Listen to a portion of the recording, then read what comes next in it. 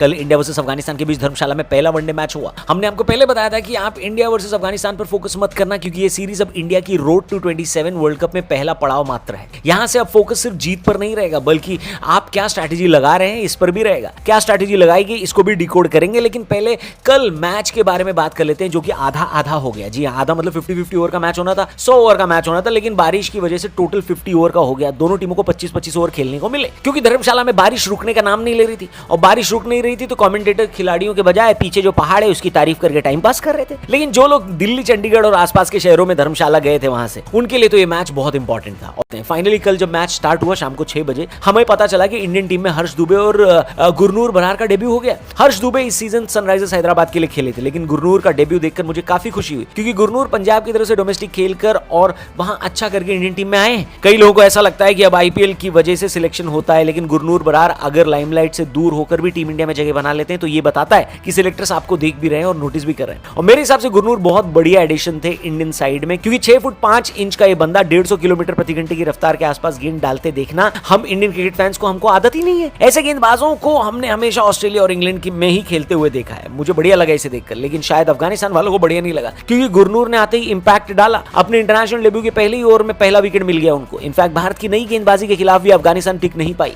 दूसरे डेब्यूटेंट हर्ष दुबे भी महंगे साबित हुए, लेकिन 3 विकेट लेकर वो भी गए। 26 रन पर अफगानिस्तान के 3 विकेट चले गए थे, लेकिन एक खिलाड़ी ने यह दिखा दिया कि अफगानिस्तान में टैलेंट की अभी कोई कमी नहीं है। रहमानुल्लाह गुरबाज अब की बार आईपीएल नहीं खेले थे, क्योंकि उनको आईपीएल में किसी ने खरीदा नहीं था। उन्होंने भारतीय गेंदबाजी के खिलाफ एक वनडे मैच में T20 इनिंग खेली, और ध्यान रखिए तब खेली जब सामने कोई टिकने को तैयार नहीं था। गुरबाज ने 200 की स्ट्राइक रेट से सेंचुरी मार दी। अफगानिस्तान पूरे 25 ओवर नहीं खेल पाई और 194 बनाकर ऑल आउट हो गई। आप इसमें गुरबाज की कंट्रीब्यूशन समझ लो कि उन्होंने आधे से ज्यादा रन अपनी टीम के लिए बनाए। टीम इंडिया को गुरबाज की वजह से 8 रन प्रति ओवर के हिसाब से टारगेट बनाने का जिम्मा मिला था। अगर 50 ओवर का मैच होता तो शायद ज्यादा हो जाता, लेकिन 25 ओवर में टीम इंडिया को कोई खास मुश्किल होने वाली नहीं थी। इस दशक के सबसे बेहतरीन ओपनिंग जोड़ी गिल और रोहित शर्मा ने खेलना शुरू किया, और ऐसा लग रहा था कि दोनों ने कोई खास परेशान नहीं है, अच्छा खेल रहे थे। रोहित भाई तो बेहतरीन पुल शॉट मार रहे थे, शुभमन गिल भी बढ़िया कवर ड्राइव लगा रहे थे। 6 ओवर से पहले 46 रन की पार्टनरशिप हो गई थी, लेकिन तभी रोहित शर्मा रन आउट हो गए। दूसरी तरफ गिल खड़े हुए थे, जिन्होंने पहले तो रोहित की कॉल पर रिस्पॉन्ड कर दिया, लेकिन फिर रन लेने से मना कर दिया। अब कई लोग इसको साजिश की तरह देख रहे हैं। क्या साजिश है, हम आज के मैच के टॉकिंग पॉइंट में आपको बाद में बताएंगे। लेकिन फिलहाल अफगानिस्तान को एक ब्रेक थ्रू मिला, लेकिन कोहली की गैर मौजूदगी में 3 नंबर पर ईशान किशन आए और मोमेंटम टूटने नहीं दिया। 22 बॉल में 34 रन की बढ़िया इनिंग खेली इन्होंने, और दूसरी तरफ ईशान किशन के बेस्ट फ्रेंड शुभमन गिल भी बढ़िया टच में दिख रहे थे। उनकी भी हाफ सेंचुरी आई, बल्कि उनकी तो सेंचुरी भी पूरी हो जाती अगर दूसरी तरफ खेलने आए राहुल अचानक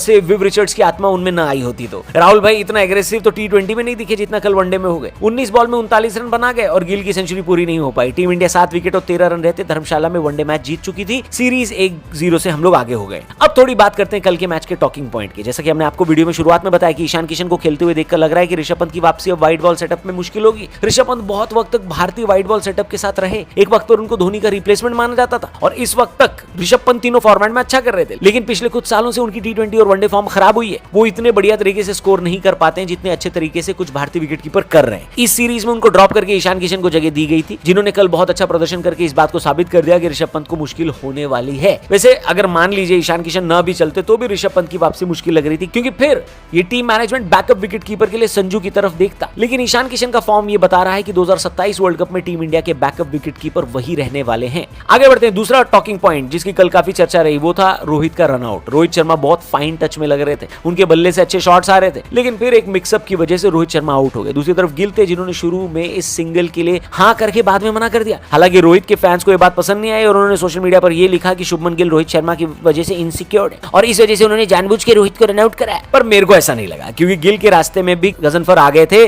जिसकी वजह से गिल को भागने का रास्ता नहीं मिला। प्लेयर ऑफ द मैच जब गिल को मिला था और उनसे रनआउट के बारे में पूछा गया तो उन्होंने ये बात कही कि रोहित शर्मा ने जब वापस आकर रिप्ले देखा तो ये बात मानी कि उसमें गिल की कोई गलती नहीं थी। जहां तक रही बात गिल के इनसिक्योर होने की, तो देखो ऐसा है कि शुभमन गिल अब कोई नए नवेले खिलाड़ी तो है नहीं, इस टीम का कप्तान है ये आदमी, यानी उनकी जगह तो जाने वाली नहीं है। ऐसे में उनको किसी को रनआउट कराकर क्या मिलेगा? आपका इस रनआउट वाले मैटर पे क्या कहना है दोस्तों, कमेंट करके बताना। तीसरी टॉकिंग पॉइंट इस मैच की जिसके बारे में बात करते हैं वो है टीम इंडिया की बॉलिंग। कल टीम इंडिया ने 2 गेंदबाजों को डेब्यू करवाया, दोनों ने अच्छा प्रदर्शन किया। प्रसिद्ध कृष्णा को ये टीम मैनेजमेंट वैसे भी बहुत बैक कर रहा है। ऐसे में कल एक साफ संदेश गया कि जसप्रीत बुमराह को छोड़कर बाकी किसी भी गेंदबाज की 2027 वर्ल्ड कप में जगह पक्की नहीं है। टीम इंडिया इस साल कई गेंदबाजों को मौका देने वाली मेरे हिसाब से, इसमें प्रिंस यादव भी शामिल होंगे और एक बार सबको मौका मिला उसके बाद किसका प्रदर्शन अच्छा रहा, कौन टीम कॉम्बिनेशन में फिट बैठ रहा है, ये देखा जाएगा। इसलिए मेरे को लगता है कि जो गेंदबाज अभी बाहर हैं जैसे सिराज, उनको ज्यादा निराश होने की जरूरत नहीं है।